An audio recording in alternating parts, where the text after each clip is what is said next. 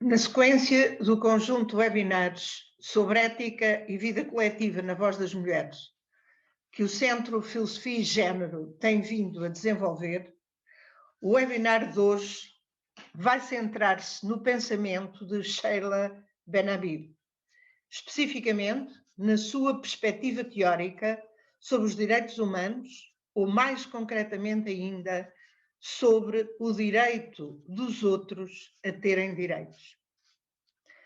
O pensamento de Sheila Ben-Habib vai ser apresentado pela professora Maria João Cabrita.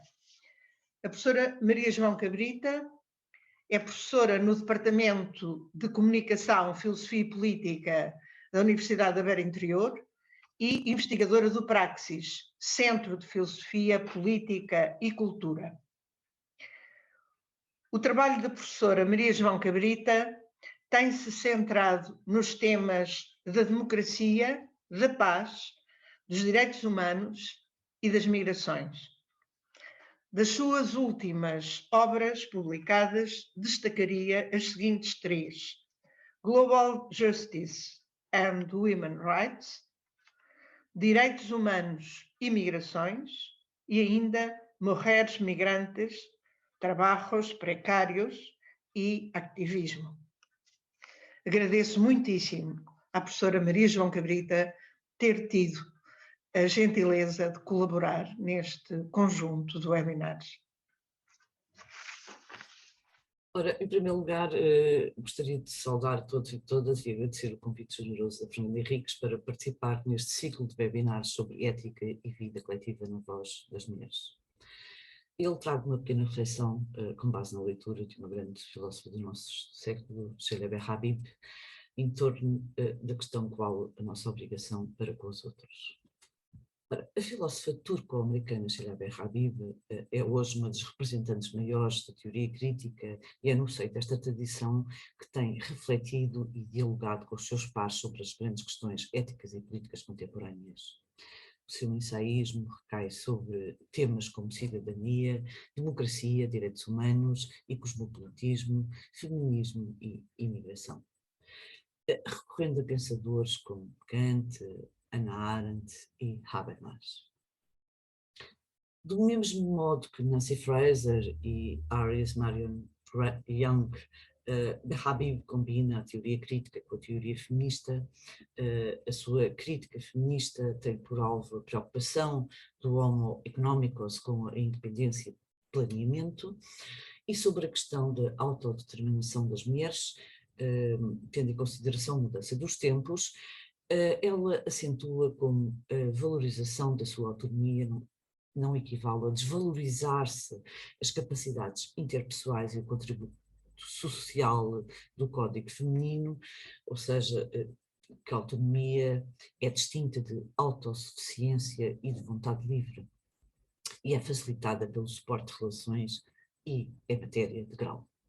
Ora, por contraponto ao modelo performático de identidade de, por exemplo, Judy Butler, Ben-Habib advoga o modelo narrativo dialógico, segundo o qual ser e tornar-se um eu significa, no fundo, entrar na rede de interlocução, saber como interpelar e ser interpelado pelos outros. Nesta via, a identidade, seja individual ou coletiva, prefaz-se na trama de contos e fragmentos concernentes a si e aos outros e, portanto, assim sendo, as fronteiras entre eu e os outros presumem alteridade e fluidez.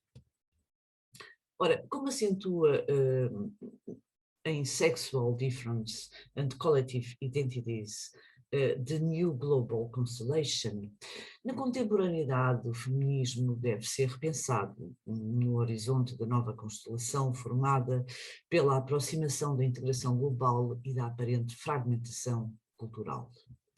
Ora, para Ben-Habib, o atual mundo de fluxos tem por consequências quer um respeito renovado pelo universo feminino, quer uma reposição das teorias femininas como crítica intelectual.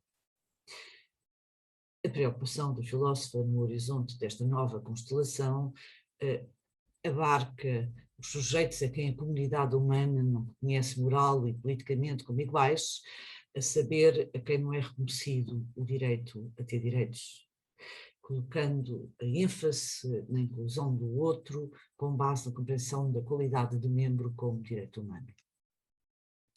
Ora, nesta incursão ao pensamento de Jaleb Habib, debruço-me então, especialmente na questão que a obrigação temos para cada ser humano, ou qual a nossa obrigação para com os outros. Como acentuado pelo filósofo na sua obra The Rights of the Others, a esta questão Kant respondeu que se trata de garantir refúgio a cada ser humano que precise. E Hannah Arendt que se trata da obrigação de não negar a qualidade de membro ou o direito a ter direitos. Ora, na senda das considerações de Kant sobre o direito cosmopolita e de Hannah Arendt sobre o direito a ter direitos, Habib diz-nos que neste mundo em que vivemos temos a obrigação de incluir na nossa comunidade qualquer outro ser humano, conquanto as suas diferenças culturais, étnicas e religiosas, e que o processo de interação democrática ou o modo como a lei positiva dos Estados soberanos incorpora, assimila os direitos humanos, revela a fluidez e permutabilidade de fronteiras entre cidadão e estrangeiro, nós e eles. Para Habib, o cosmopolitismo implica, no fundo, o reconhecimento de que os seres humanos são pessoas morais com igual direito à proteção legal em virtude dos direitos que lhes assistem, não como nacionais ou membros de um grupo étnico, mas como seres humanos enquanto tal. Ora, retomo aqui então o raciocínio com base na sua análise às noções de hospitalidade e direito a ter direitos.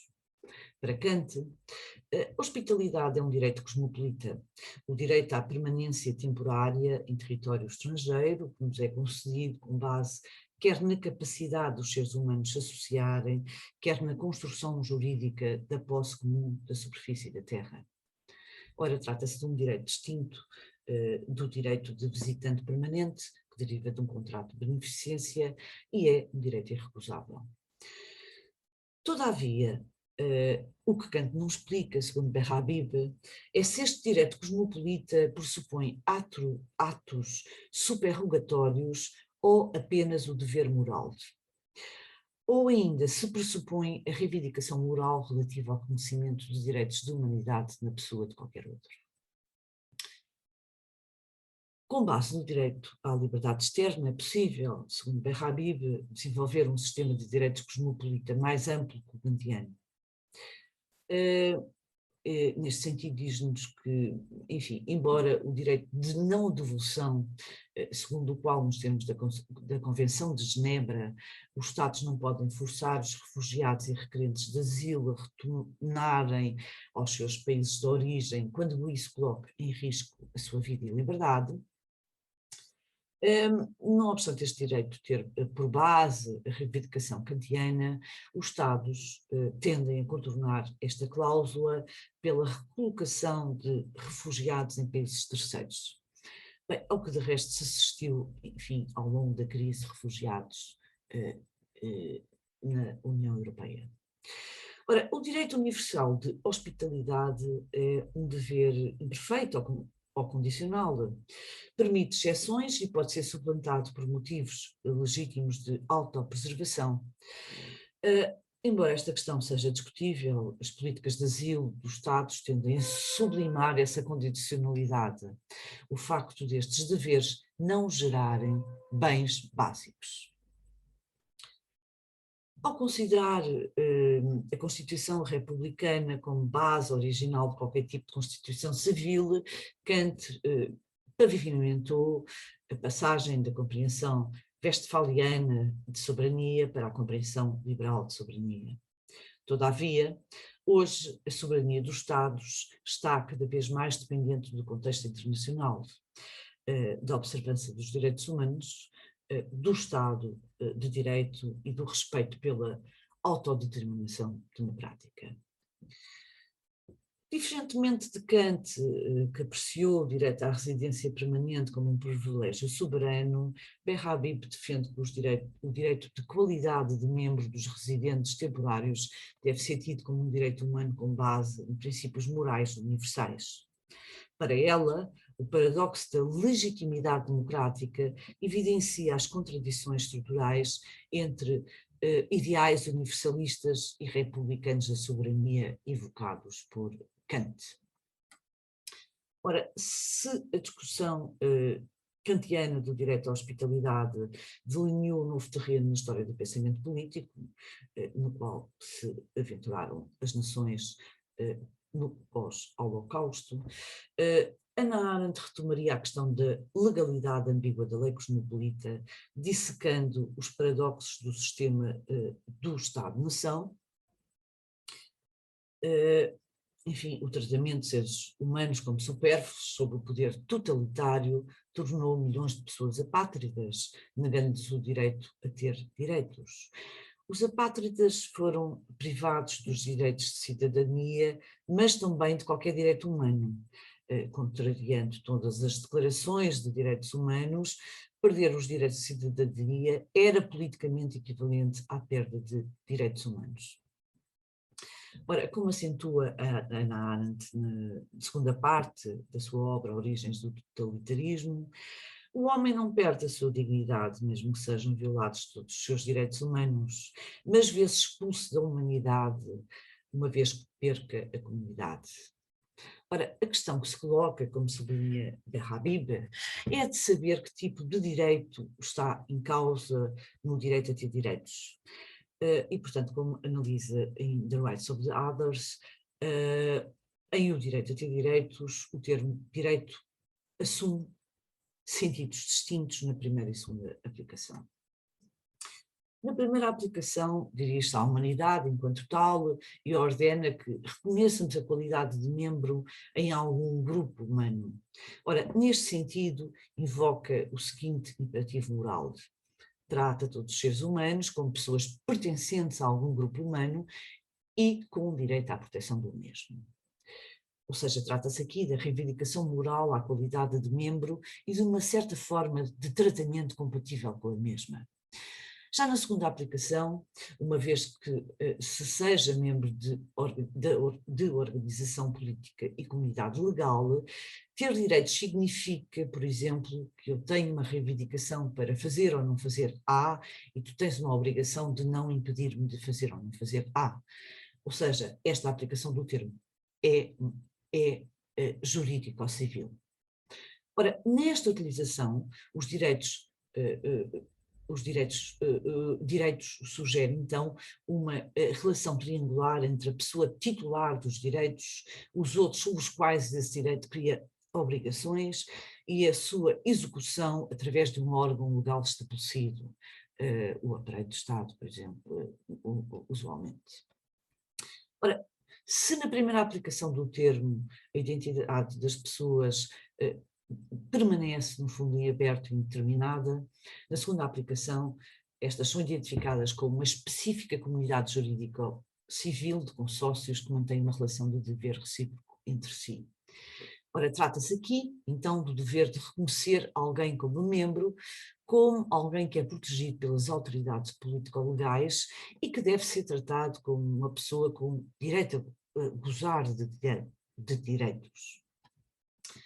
Ora, esta reivindicação e dever são morais no sentido kantiano, pois dizem-nos respeito enquanto seres humanos, e neste âmbito Berhabib remete então para a justificação kantiana do imperativo categórico, muito especificamente para o princípio fim em si mesmo.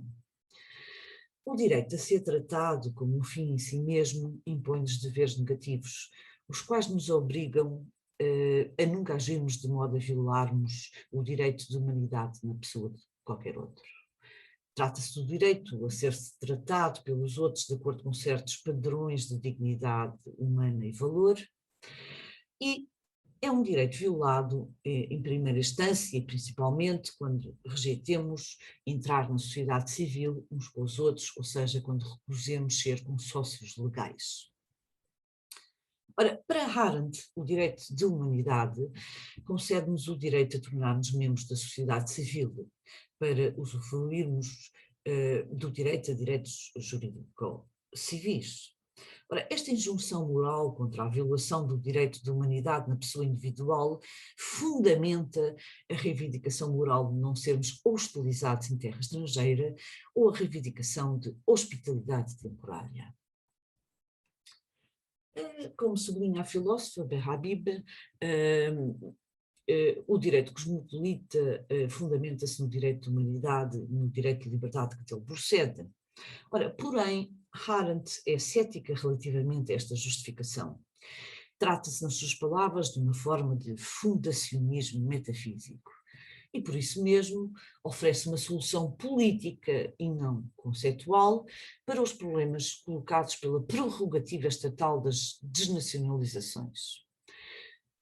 Na perspectiva de Arendt, o direito a ter direitos transcende as contingências do nascimento que nos diferenciam e dividem uns dos outros e pode ser realizado apenas na comunidade política, na qual somos julgados pelas nossas ações e opiniões, pelo que fazemos, dizemos e pensamos, e não pelas características que nos definem por nascimento.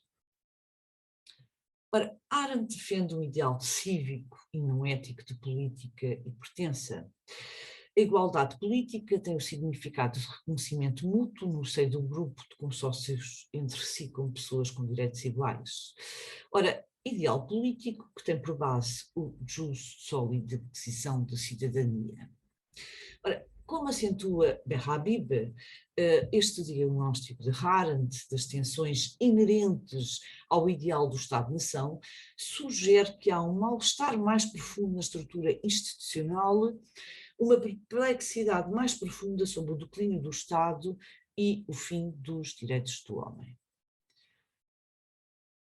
Ao longo das suas reflexões sobre os paradoxos do direito a ter direitos, Arendt fala da estrutura do Estado-nação, nas vertentes cívica e étnica, como um dado adquirido.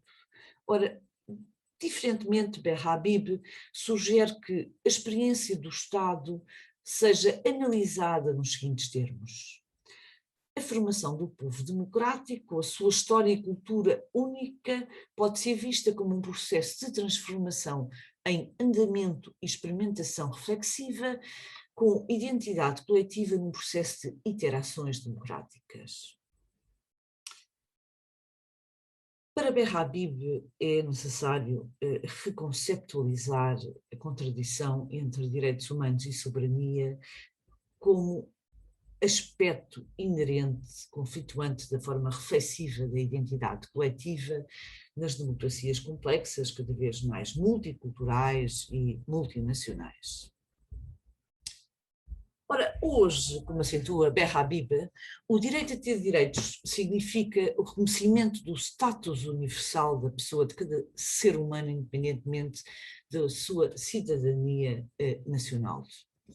Hoje, o sistema internacional reconhece os indivíduos como titulares de direitos e deveres, ainda que no enquadramento de proteção dos Estados.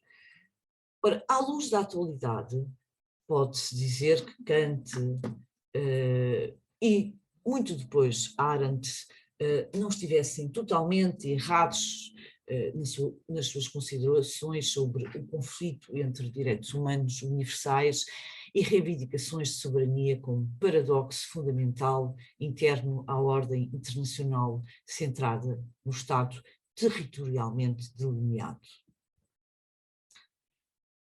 Ora, se o paradoxo da legitimidade democrática, o compromisso da soberania em ligar as suas intenções a uma série de pré-compromissos com os direitos humanos permitiu traçar a fronteira entre membros de pleno direito e alienados de uma sociedade democrática, hoje, perante a desagregação dos direitos de cidadania, as políticas de qualidade de membro devem negociar as complexidades entre os direitos de qualidade de membro total, a voz democrática e a residência territorial. A noção de Berhabib de just membership implica o reconhecimento da reivindicação moral de primeira admissão de refugiados e exilados, um regime de fronteiras porosas para imigrantes, uma injunção contra a desnacionalização e a perda de direitos de cidadania e a reivindicação do direito de cada ser humano a ter direitos, a ter o justo título a certos direitos inalienáveis, uma vez que seja negligenciada a sua filiação política. Ora, o direito de qualidade de membro, considerado assim no sentido moral como um direito humano, deve ser incorporado nas constituições dos Estados através da cidadania e das disposições de naturalização. Tal como os princípios dos direitos humanos, esse direito é progressivamente então incorporado na lei positiva dos Estados por esse processo de interação democrática e apreendido nas políticas jurisgenerativas, políticas essas que comprovam como o povo democrático não é apenas sujeito da lei, mas também o seu autor. Ora, como escreve Berhabib, até mesmo os direitos humanos requerem contextualização local, interpretação e vernacularização por povos autogovernados. Ora, ao defender o poder jurisgenerativo das normas cosmopolitas, Berhabib reconhece que estas possam integrar a cultura pública dos povos democráticos. Como salienta, os efeitos jurisgenerativos das declarações e tratados de direitos humanos permitiram a novos atores entrar na esfera pública, desenvolver novos vocabulários de reclamação pública e antecipar novas formas de justiça para os processos de interação democrática em cascata. Podemos então dizer que a interação democrática substancia as novas modalidades de cidadania política, dado que cada reiteração envolve o significado de uma autoridade original num novo e diferente contexto.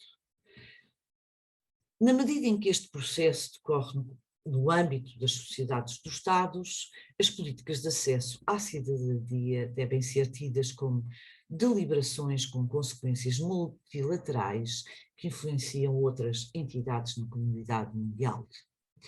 Como diz a filósofa, as políticas da qualidade de membro, precisamente por se apoiarem na autodeterminação e composição do demos, tornam-se o local das políticas jurisgenerativas, por via das quais o demos encara a disjunção entre o conteúdo universalista dos seus compromissos constitucionais e os paradoxos da clausura democrática. Ora, o processo de interação democrática revela, deste modo, essa fluidez e permutabilidade de fronteiras entre cidadão e estrangeiro, nós e eles. Todavia, nem sempre é bem sucedido. Como nos diz no Cosmopolitismo Sem Ilusões, por vezes este processo resulta em expulsões e marginalizações, em vez de estar na origem de novos sujeitos emergentes na esfera pública. Ora, para terminar, pode-se dizer que na perspectiva de Berhabib é possível articular o pluralismo cultural e o cosmopolitismo quando o reconhecimento da identidade pressupõe a observância de três condições, a saber, a reciprocidade igualitária de direitos civis, políticos, económicos e sociais entre os membros das minorias e das maiorias, a oportunidade de escolha voluntária em termos culturais, religiosos e comunitários e, por último, as liberdades de saída e assimilação. Se a cultura ilustra o horizonte formado por opções valorativas entre o bem e o mal, o sagrado e o profano, o puro e o impuro, negar-se a alteridade aos indivíduos e aos grupos implica não só desrespeitar as suas histórias e tradições, os seus rituais e símbolos, como dominá-los e tratá-los como cidadãos de segunda, se não mesmo como estranhos. Ora, a reclamação de direitos identitários por parte dos indivíduos e das minorias não só implica o reconhecimento legal, como a distribuição de recursos comunitários por parte dos Estados que permitam preservar e proteger as suas especificidades culturais. Muito obrigada.